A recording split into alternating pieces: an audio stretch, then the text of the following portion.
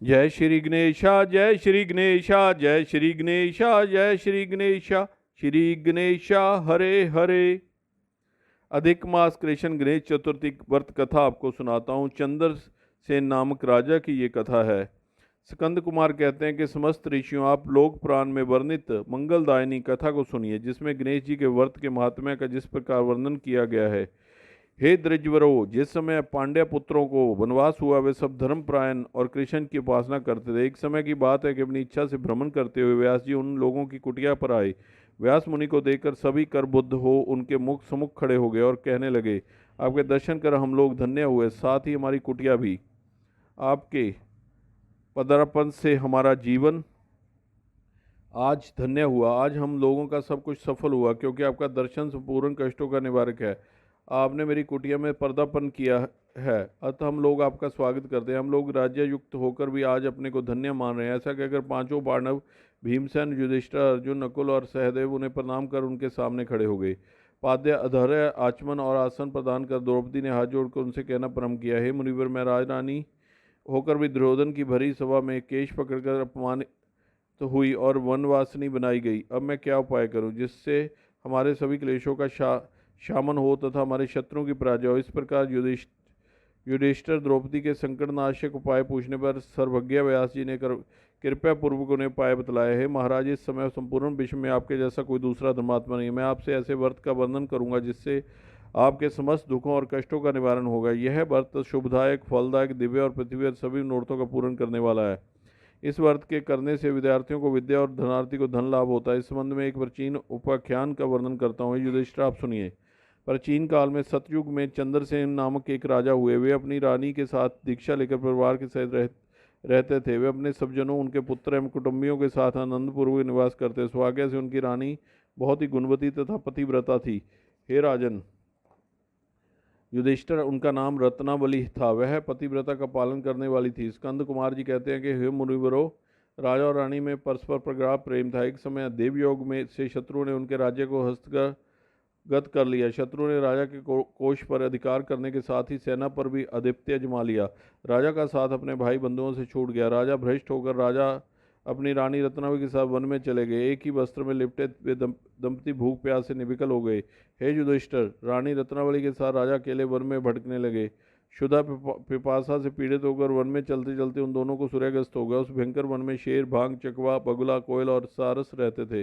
रानी के पैर में कांटा चुभ जाने से राजा को महान कष्ट का अनुभव हुआ। उस वन में घूमते हुए राजा ने प्रातःकाल महर्षि मार्केंडिया को दूर से ही देखा। धीरे धीरे चलकर वहां तक पहुंचे और उन्हें दंडवत किया। उनकी पत्नी ने श्री मुनि को बारंबार प्रणाम किया। वन में विराजमान तपस्वी एवं जितेंद्र मुनि मार्केंडिया जी से हाथ जोड़कर राजा ने पूछा, हे पूज्यवर, मैंने पूर्व जन्म में ऐसा कौन सा पाप किया था जिससे मेरी राज्य लक्ष्मी शत्रुओं द्वारा छीन ली गई।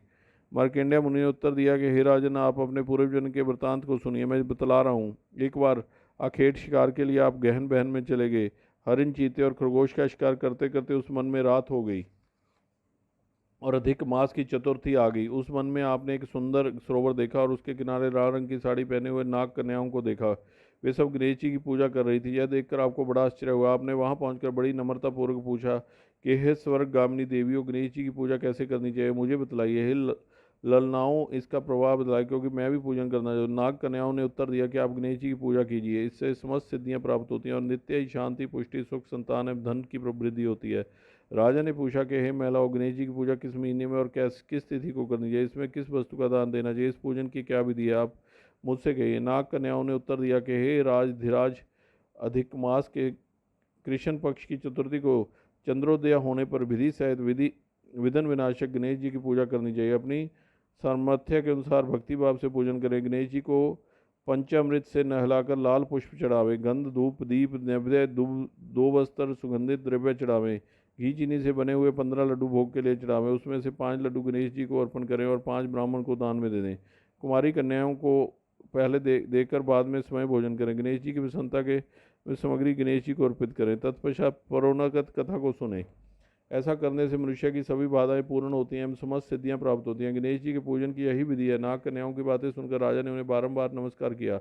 इस प्रकार राजा ने वहां गणेश जी के व्रत का मन में संकल्प करके सरोवर के तट पर जाकर गणेश जी का ध्यान किया और वहां से चले गए। इसके प्रभाव से गणेश जी आप पर प्रसन्न हो गए और आपको पुत्र स्त्री धन धान्य आदि से पूर्ण कर दिया। आपके महल में रत्नों के हार, स्वर्ण, गो, हाथी एवं जो घोड़ों का अभाव न रहा। परंतु कुछ दिनों के बाद आप धनव्रती होकर व्रत करना भूल गए। इसके अनंतर आप इस जन्म में मृत्यु को प्राप्त हुए। हे राजन, इस जन्म में जो पूजन किया था उसके प्रभाव से आपका जन्म राजवंश में हुआ और सहृदय की मित्रता, सुंदर नारी का समागम एवं सुंदर शरीर की प्राप्ति होने से धनमद में आकर आपके व्रत करना छोड़ दिया, जिसके कारण आपकी ऐसी दुर्गति हुई है। राजा ने पूछा कि हे ब्राह्मण, अब मैं कौन सा काम करूं, किससे वर्तमान संकट से मुक्ति हो, जिस उपाय से हमारे विघ्नों, क्लेशों और नाश होता था मुझे शांति प्राप्त हो, वही बताइए।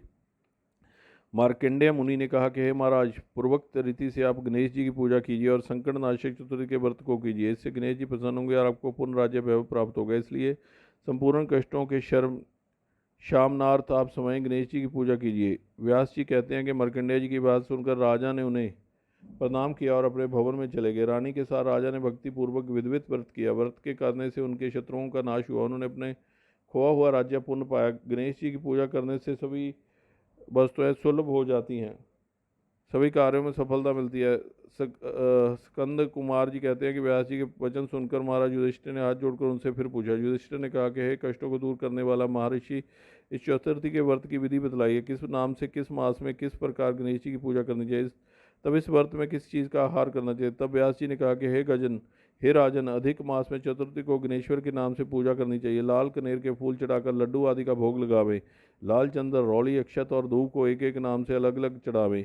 तत्पश्चात विष प्राय नम कहकर आचमन, ब्रह्मचार्य ने नम स्नान, गणेश्वराय नम से वस्त्र, पुष्टिदाय नम से चंदन चढ़ावें, विनायकाय नम से पुष्प, उमा सुताय नम से धूप, रुद्रप्रियाय नम से दीप, विदम्न निशाने नम से नैवेद्य अर्पित करें।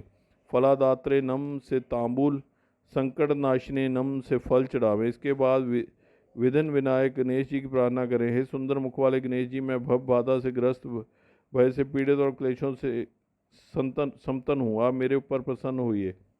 हे दुख दरिद्र के नाशक गणनायक जी, आप मेरी रक्षा करें। हे विघ्नों के विनाशक, आपको बार बार मेरा प्रणाम है। फिर निम्नाकृत मंत्र से पुष्पांजलि देकर चंद्रमा को अर्घ्य देवें। हे श्री सागर सबूत, हे द्रजराज, हे पौडशकालाओं के अधिपति, शंख में सफेद फूल, चंदन, जल, अक्षत और दक्षिणा लेकर हे रोहिणी सहित चंद्रमा, आप मेरे अर्घ्य को स्वीकार करें, मैं आपको प्रणाम करता हूँ। तदंतर ब्राह्मण को भोजन करावें, लड्डू और दक्षिणा दे। देवता और ब्राह्मण से बचे, अन्न द्वारा स्वयं आहार ग्रहण करें। रात्रि में भूमि पर शयन करें। लालच विहीन होकर क्रोध से दूर रहें। हर महीने गणेश जी प्रसन्नता के निमित्त व्रत करें। इसके प्रभाव से विद्यार्थी को विद्या, धनार्थी को धन प्राप्ति एवं कुमारी कन्या को सुशील वर की प्राप्ति होती है और वध सौभाग्यवती रहकर दीर्घ काल तक पति का सुख भोग करती है। विधवा द्वारा व्रत करने पर अगले जन्म में वह सधवा होती है एवं ऐश्वर्यशालिनी बनकर पुत्र पौत्रादि का सुख भोगती हुई अंत में मोक्ष पाती है। पौत्रेशु को पुत्र लाभ एवं रोगी को रोग निवारण होता है। भयभीत व्यक्ति भय रहित होता है, बंधन पे पड़ा हुआ मुक्त हो जाता है। व्यास जी कहते हैं कि हे राजन, इस प्रकार आप भी व्रत कीजिए। इस संकटनाश चतुर्थी व्रत करने से आप गणेश जी की कृपा से अपने राजा का पुनः हस्तगत कर लेंगे। जो मनुष्य भक्ति भाव से इस मंगलदायिनी पौराणिक कथा को सुनते या पढ़ते हैं, उन्हें परम सिद्धि, सुख, लोकोत्तर वैभव, संपूर्ण मनोरथा को पूर्ण करने वाले इस संकटनाशक गणेश चतुर्थी का विवरण सुनकर शत्रुओं को रणभूमि में परास्त करके भारतवर्ष का राज्य अपने अधीन कर लिया। जय श्री गणेश, जय श्री गणेश, जय श्री गणेशा।